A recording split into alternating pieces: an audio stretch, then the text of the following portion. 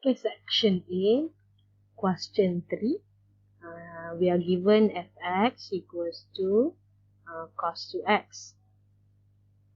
Okay, where your x is between 0 and pi. Exclude 0 and pi. Find relative extrema using second derivative. So first thing first, kita kena cari f prime x equals to negative sine angle tetap sama 2x and then differentiate angle 2. So we get negative 2 sine 2x. Okay, itu step 1. Step 2, we are going to equate to 0. F prime x equals to 0. Negative 2 sine 2x equals to 0. So we have sine 2x equals to 0.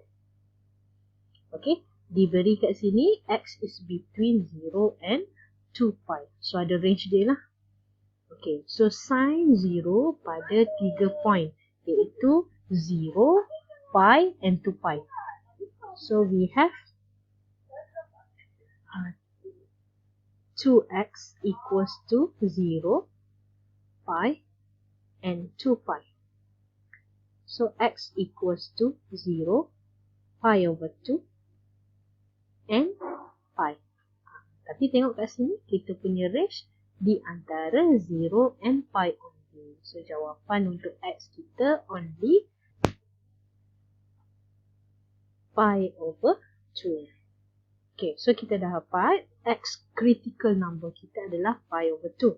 So sekarang dia nak relative extrema. So we need to find the value y. Macam mana nak cari y? Kita ganti dekat f pi over 2. So make sure awak punya calculator mesti dalam mode radian. So kita ganti cos 2 pi over 2 equals to negative 1. So we have pi over 2 negative 1 is critical point. Okay, so settle untuk critical point. And now we are going to determine whether the critical point is maximum or minimum. So cikgu nak guna second derivative. Soalan minta second derivative test. Okay, kita ada f prime dulu. Kita ada f prime. Our f prime x equals to negative 2 sine 2x. So we differentiate again. We will get f double prime x.